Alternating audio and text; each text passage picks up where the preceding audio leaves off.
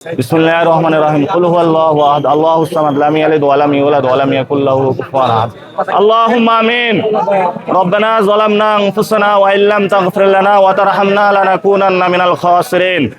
আল্লাহ, আজকে আমরা অষ্টম তারাবির নামাজ আদায় করেছি তোমার দেখানো পথে।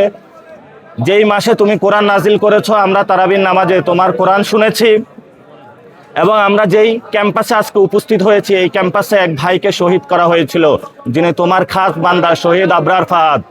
আল্লাহ, শহীদ আবরার ফাহাদকে জান্নাতের সর্বোচ্চ মাকামে স্থান দান করো।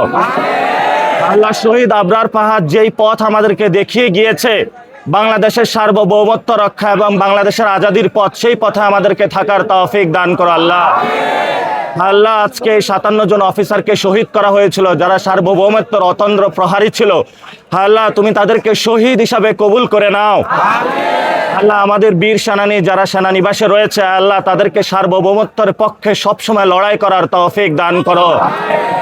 আল্লাহ, আমাদের যে ভাইয়েরা বিভিন্ন সময় অফিসার ভারতের পক্ষে অবস্থান নিয়েছে বাংলাদেশের বিপক্ষে গিয়ে, হায় আল্লাহ তাদেরকে তুমি উত্তম বিচার করো, যাতে তারা বাংলাদেশে আজীবন মানুষের সামনে একটি জিল্লতির জীবন যাপন করে, সেই তৌফিক তাদেরকে দান করো।